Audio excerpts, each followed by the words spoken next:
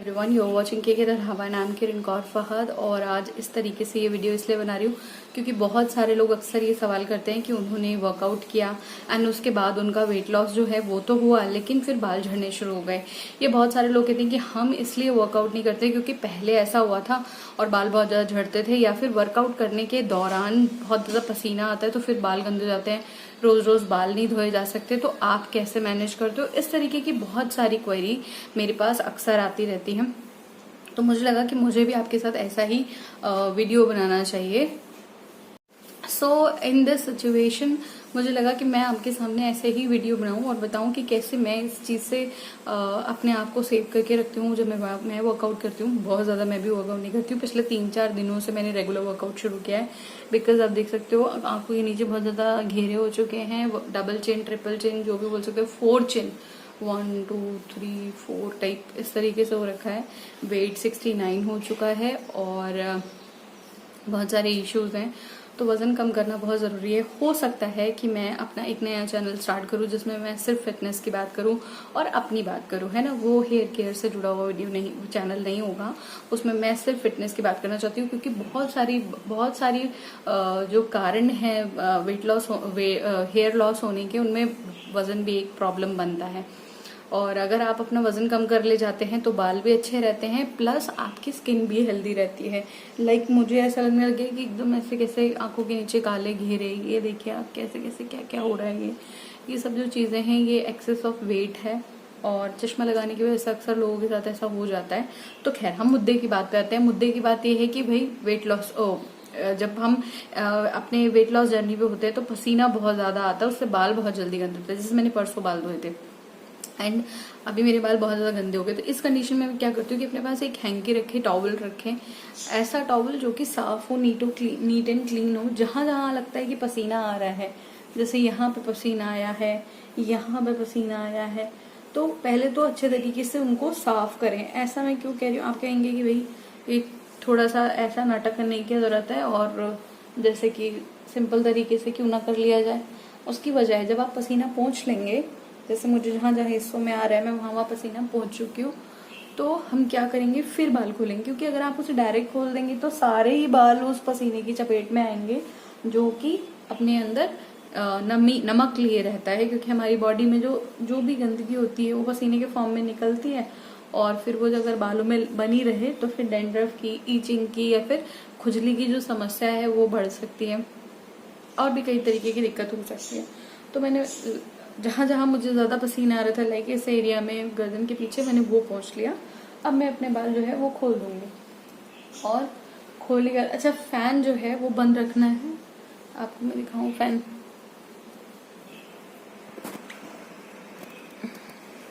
Fan पूरे तरीके से बंद रखना है, फैन ऑन नहीं करना है। कम से कम 15 मिनट आफ्टर वर्कआउट, और वर्कआउट के दौरान भी ना चलाइए। मैंने भी नहीं चलाया हुआ। अब देखिए यहाँ आप देख सकते हो गीले हो रखे हैं बाल पसीने से, तो इनको आपको क्या करना है, जहाँ जहाँ भी लग रहा है ना, वहाँ वहाँ आप पसीना सुखाइए, थोड़ा थोड़ा खोल के, ताकि वो जल्दी से जल्दी आपके बालों से हट जाए। और अगर आपके पास हैंकी या कोई ऐसा चीज़ आपको लगता है कि ये काम नहीं कर रही है, तो आप टिश्यू पेपर ले सकते हैं। पर टिश्यू पेपर ऐसा हो जो कि ना तो उसमें, मतलब वेट टिश्यू पेपर नहीं लेना है, प्लेन टिश्यू पेपर जो हम अक्सर हाथ वक्त पोंछने के लिए लेते हैं वो ही हमें यूज़ करना है। किसी भी तरीके से आपको कोई भी खुशबूदार जो होते हैं ना, कोई भी tissue paper, wet tissue paper या बेबी वाइप्स भी इस्तेमाल नहीं करने हैं, क्योंकि उनमें केमिकल होते हैं, वो बालों के लिए बिल्कुल भी सही नहीं होते हैं। और हो सकता है कि आपको उससे हार्म पहुंचे, स्किन एलर्जी हो सकती है, तो हमें नहीं लेना है। जहाँ जहाँ भी आपको लगता है कि ज़्यादा पसीना आ रहा था, वहाँ वहाँ आपने ये टॉवल, हैंकी, जो भी आपके पास हो, उसे पोंछ लेना है। और कम से कम 15 मिनट बिना पंखे के रहना है, पानी भी नहीं पीना है। हैवी वर्कआउट के बाद, हैवी के वर्कआउट के बाद आपको पीना ही नहीं है, क्योंकि बॉडी का टेम्परेचर और आपका टेम्परेचर बिल्कुल अलग होता है, मतलब, तो उससे दिक्कत हो सकती है। मोटे मोटे तरीके से मैंने पोंछ लिया है सारे बालों को, लेकिन बाल नहीं बांधने हैं। आप बोलेंगे बाल नहीं बांधेंगे तो इतनी गर्मी तो ऑलरेडी लग रही है और फिर और आप कहानी बता रही हो। तो कहानी नहीं, असल में क्या है कि ये जो हमारे बाल हैं, इनके अंदर अगर हमने इसी टाइम पंखा चल के एयर पहुंची तो सीधे दिमाग को जाएगी और सर्द गर्म होगा, क्योंकि बॉडी का टेम्परेचर और हमारे वर्कआउट के टेम्परेचर में बहुत फर्क होता है। जब आप वर्कआउट करें तो अगर आप अपने पल्स को काउंट करके देखेंगे तो जो पल्स आपकी 70 to 80 के बीच में होनी चाहिए वो 120 130 हो रखी होती है। आप अचानक से पानी पी के उस टेम्परेचर को जब अचानक से, जैसे आप मान लीजिए तवा होता है ना, हम रोटी बनाते हैं जब रोटी बना रहे तो तवा एकदम तेज आंच पे होता है, सडनली आप उसके ऊपर पानी डालते तो एकदम आवाज आती है ना। ये डोसा बनाते हैं, आप देखते होंगे डोसा बनाने से पहले वो एकदम फौरन पानी डालते हैं ताकि वो कूल डाउन हो जाए। तो वो जब कूल डाउन होता है तो उसके ऊपर क्या होता है, एकदम धुआं निकलता है, आवाज आती है। सेम ऐसे ही बॉडी का प्रोसेस है। जैसे ही आप इसको ठंडा करोगे, ये ठंडी हो जाएगी, कोल्ड हो जाएगा, आपको रिलैक्स फील होगा, लेकिन अंदर की जो केमिकल संरचनाएं हैं वो गड़बड़ाएंगी।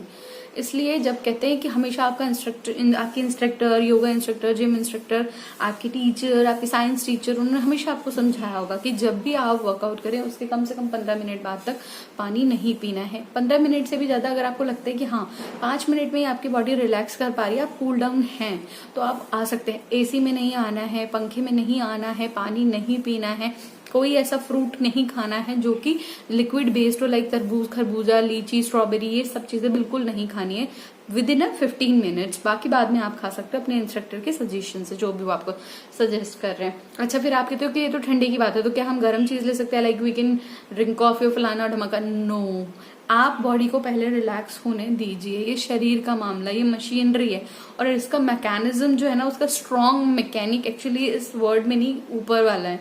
तो उनके पास हमको अभी तो नहीं जाना है ना, तो उनके पास तो जब वो बुलाएंगे तब जाएंगे। तो इसीलिए अपने इस शरीर की हिफाजत कीजिए, और हिफाजत करने के लिए आपको क्या करना है कि जैसे ही वर्कआउट हो कंप्लीट, सबसे पहले अपने बालों पर ध्यान देना है, बालों को खोल लेना है। जहां जहां पसीना ज्यादा आ रहा हो उनमें कोशिश करनी है कि हवा लगती रहे। हवा लगने से पहले साथ साथ ही आपको पसीने को हटा देना है, पसीने को एब्जॉर्ब कर लीजिए, किसी भी टॉवल से, किसी भी टिश्यू पेपर से, किसी भी तरीके से आप पेपर से उसको सुखा लीजिए, और सुखाने के बाद बालों को खुला रखिए। उसके बाद आप नहाने जा रहे हैं तो वेल एंड गुड है। अच्छा, नहाते समय भी अगर आप शावर कैप पहनते तो बहुत अच्छा है।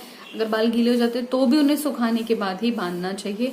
ऑल टाइम बालों को खुला मत रखिए। जिन लोगों को टी की प्रॉब्लम हुई है वो लोग बहुत ज्यादा डर रहे हैं, उनको समझ नहीं आ रहा है। एक तो पहले ही ऑलरेडी जिनको कोविड हुआ है वो पहले ही ऑलरेडी डरे पड़े हैं कि भाई हमारे भी कोविड हुआ था। तो एक अननेसेसरी सा डर तो था ही, क्योंकि जो अब की बार की सेकेंड वेव थी उसने तो लोगों को तबाह करके रख दिया है। कई कई घर डिस्ट्रॉय हो चुके हैं, पूरी कंट्री में ऑर्फन बच्चों की तादाद बढ़ चुकी है। ऐसे बच्चे जो कि अब पूरी तरह से अनाथ हो चुके हैं, ना उनकी मम्मी है ना उनके पापा हैं। तो ऐसे बहुत सारे परिवार हैं, और भी बहुत सारे लोगों, किसी को कहीं कोई प्लान था, किसी की शादी होनी थी तो वो पेयर टूट गया, लड़के की डेथ हो गई या लड़की की डेथ हो गई, या फिर कहीं एक फैमिली थी जिन्होंने अपने बच्चे के, मैंने इंडियन एक्सप्रेस में कल पढ़ा था कि माफी जगह कल नहीं 2-3 दिन हो गए स्टोरीज पढ़ी थी कि एक फैमिली थी दिल्ली की और उनको अपने बेटे को विदेश भेजना था। वो सब उस तैयारी में थे, लड़के ने आईलेट का एग्जाम भी क्लियर कर लिया था, बट सडनली फादर जो है वो बीमार पड़ गए, कोविड हुआ। बेटे ने जहां तहां सारा चेक किया, ऑक्सीजन नहीं मिल रही थी। फाइनली उसको जब तकरीबन 500 नंबर सर्च करने के बाद ऑक्सीजन मिली तो कॉस्ट बताई गई 60,000 का सिलेंडर। उस लड़के ने वो भी, मतलब क्योंकि वो मनी थी जिससे कि वो कनाडा जाने वाला था, एंड लेकिन क्योंकि वो पापा उनके बहुत बीमार थे तो उन्होंने वो पैसा अंकल के उसमें लगाया, ट्रीटमेंट में। वो 60,000 का वो खरीद के ले आए सिलेंडर, एंड उनको हॉस्पिटलाइज करा दिया गया। बट जब अंकल को हॉस्पिटलाइज किया गया तो उनकी डेथ हो गई। तो आप सोचिए कि कैसे कैसे फैमिलीज अलग अलग तरीके से स्ट्रगल देख रहे हैं। एक मैंने हिंदुस्तान टाइम्स में कॉलम आता है दिल्ली वाला, उसमें मैंने एक स्टोरी पढ़ी कि एक बंदे हैं, नाम नहीं लूंगी, उनके बारे में मैंने पढ़ा कि वो बिहार के हैं और वो दिल्ली में आके अपना मतलब बिजनेस कह सकते हैं हम, कि वो अपना बिजनेस चला रहे थे जिसमें कि वो किताबें बेचा करते थे, वो मैगजीन बेचते थे, वो बुक्स बेचते थे, वो कॉम्पिटिटिव एग्जाम्स के फॉर्म बेचा करते थे। तो लेकिन फिर पैंडेमिक आ गया तो उनको अपना बिजनेस बदलना पड़ा, because everything when is close, तो आप क्या बेचोगे ना, कौन आपका सामान खरीदने के लिए आएगा। तो उन्होंने क्या किया कि मास्क बेचने शुरू कर दिए। तो वो बोले कि बताते हैं कि वो अपनी स्टोरी में कि भाई खाने को नहीं था, तो खाने को जब नहीं था तो वो एनजीओ की तरफ से जो खाना मिलता था उस लाइन में लगे रहते थे। तो जब वो वहां पे लगे थे, कभी कभी मीडिया वाले आ जाते थे और उनको इस तरीके से कैप्चर करके टीवी पे अखबारों में दिखाते थे जैसे वो भिखारी हो। तो वो उनके दिल पे लगा हुआ एक ऐसा झटका था कि वो कहते हैं कि मैं कभी इससे नहीं उभर पाऊंगा, बिकॉज मेरा पोर्ट्रेट इस तरीके से किया गया like I am a poor person. तो ये किसी के लिए बहुत दुख की बात हो सकती है कि भाई वो आदमी एक अच्छा खासा इंसान जो बहुत कर्मठ था, कर्मशील था, सडनली उसकी लाइफ में ऐसा भूचाल आ गया and he is in the line of food, और उसको पोर्ट्रे किया जा रहा है कि वो जैसे भिखारी हो, तो वो या पुअर हो, माफ कीजिएगा किसी को ये वर्ड हार्श लग रहे हैं तो, लेकिन कैसे कोरोना ने हम सबकी लाइफ बदल दी है, आप सोच के देखिए। ऐसे बहुत सारी फैमिलीज हैं, आई कैन अंडरस्टैंड जो लोग अभी कोविड से उभरे हैं और अब उनको टी की प्रॉब्लम आ रही है। तो मेरा ये सजेशन है, मैंने कल किसी के कमेंट में भी लिखा था कि अगर आपको कोविड हुआ है तो प्लीज एग खाते रहिए। जिंक की टैबलेट वैसे आपको मिली ही होगी, आपके डॉक्टर ने आपको सजेस्ट की होगी, तो अगर आप एग खा सकते हो तो आप एग खाते रहिए। अदरवाइज मैंने एक वीडियो भी बनाया था कि अगर जो भी जिंक के सप्लीमेंट्स हैं आप उनको ले सकते हो। जिंक के सप्लीमेंट्स आपकी इस प्रॉब्लम को दूर करके आपको बेटर फील कराने में मदद करते हैं और आपका जो हेयर है वो टूटने से बचते हैं।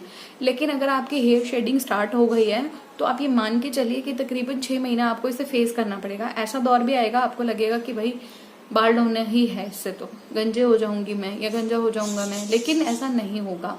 टी की प्रॉब्लम वक्ती होती है और ये गुजर जाती है, ठीक हो जाती है। हर किसी की अपनी अपनी थ्योरी होती है, हर किसी की अपनी स्टेज होती है। मुझसे किसी ने पूछा था कि आप तब कितने साल की थी जब आपको टी की प्रॉब्लम हुई थी। मैं 30 साल की थी जब मुझे टी की प्रॉब्लम हुई थी। आज से 3 साल पहले 2018 सितंबर में मुझे ये प्रॉब्लम हुई थी एंड करंटली आई एम इन 33+, और मेरी टी की प्रॉब्लम बिल्कुल पूरे तरीके से ठीक हो चुके हैं। मुझे लगता है कि मेरे बाल पहले से हेल्दी भी हुए हैं, लेकिन हाँ वो चमक, वो शाइन, वो अब बालों में नहीं है। वो जो बाल लहराते थे या एक इनमें जान थी, वो बाल अब नहीं नजर आते हैं। तो वो सिचुएशन अब पूरी तरीके से बदल गई है। हालांकि बाल अभी आप देख ही रहे हो, मैंने पसीने में सब पहुंचा है तो इसमें क्या अच्छा नजर आएगा, लेकिन ठीक है जो है। लेकिन हाँ वो जो पैचेस होने लग गए थे या मुझे लग रहा था कि मैं तो बाल हो रही हूँ, वो कंडीशन अब नहीं है और उसके लिए भी आपको पॉजिटिव अप्रोच रखनी पड़ेगी।